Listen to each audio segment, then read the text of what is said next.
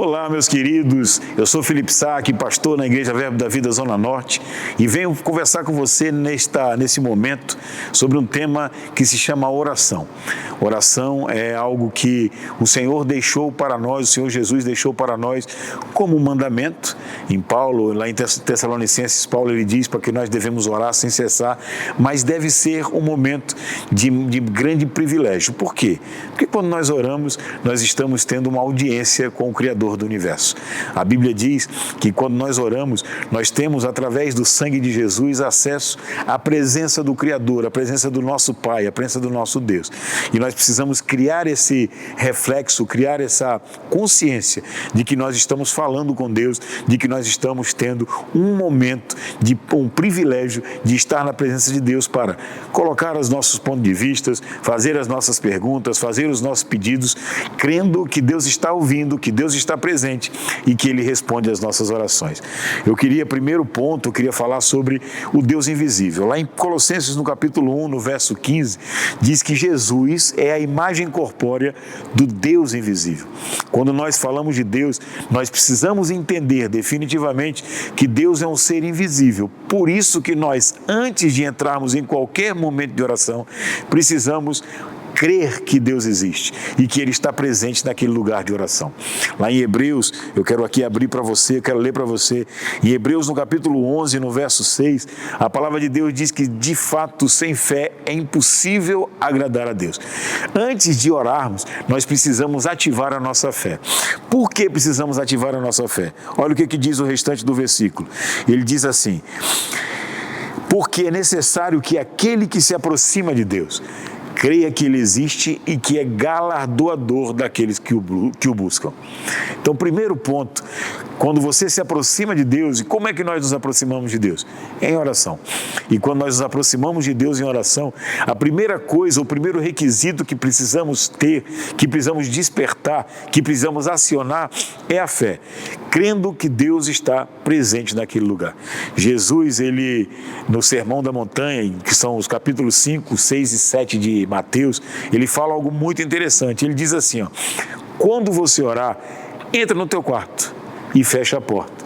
E ora ao teu Pai no segredo ou em secreto, para que aquele que vem em secreto vos recompense. Ou seja, ele diz assim, quando você quiser entrar em oração, quando você quiser se aproximar de Deus, lembra que você vai falar com uma pessoa que é invisível, vai falar que é uma pessoa que está presente, mas que você precisa crer que Ele está presente.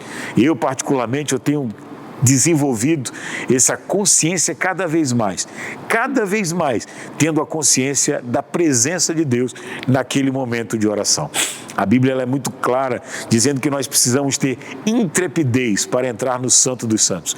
Nós precisamos ter confiança para acessar o trono de Deus. Por que tudo isso? Porque a fé é o requisito inicial para as nossas orações.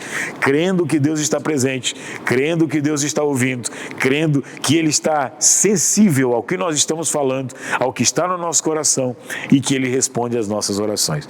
Eu queria trazer o exemplo de Jesus, uma oração muito interessante que está no Evangelho de Lucas, no capítulo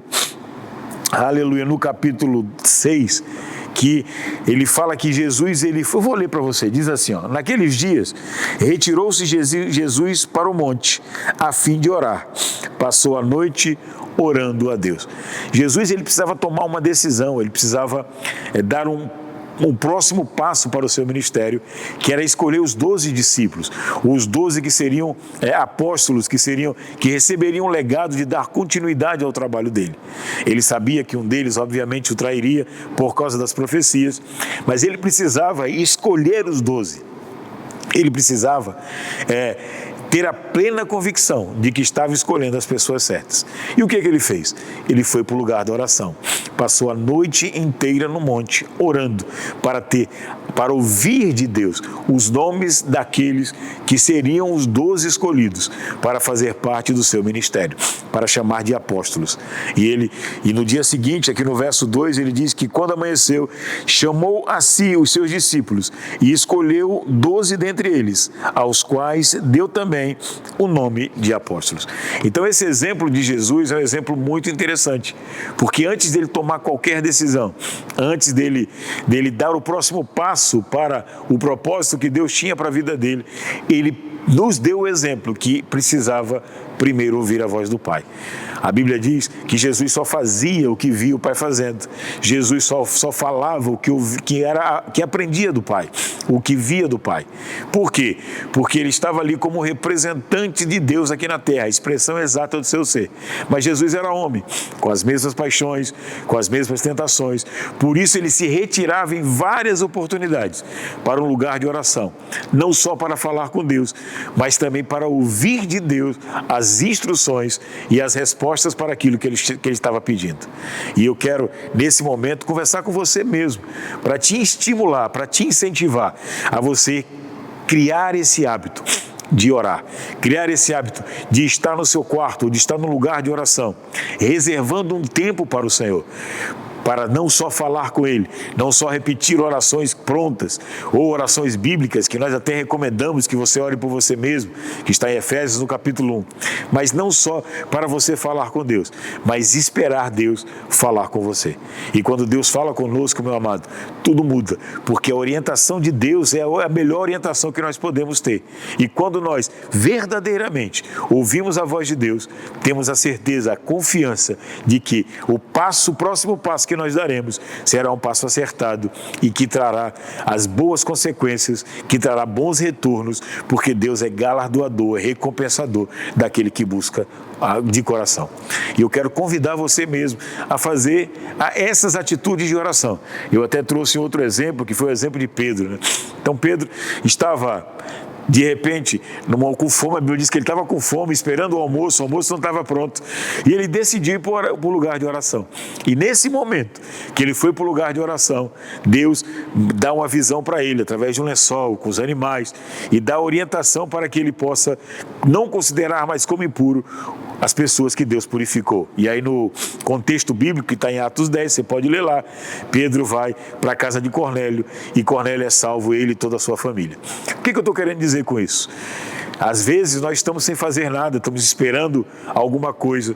Em vez de ir para o Instagram, em vez de perder tempo com entretenimento, que tal você disponibilizar tempo para o Senhor? Eu fico tentando imaginar, Pedro podia fazer qualquer coisa, mas ele decidiu orar.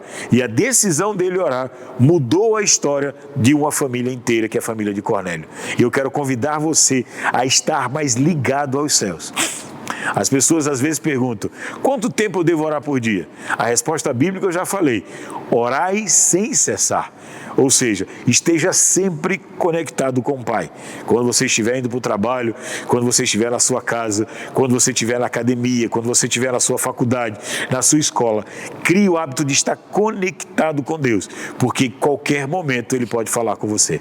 Eu tenho, por exemplo, eu estava trabalhando, intervalo do almoço, e lendo um livro, nem estava em oração, mas naquele momento, Deus com voz audível falou comigo e disse para eu ir visitar os presos. E foi algo tremendo de salvação naquele lugar que eu fui visitar.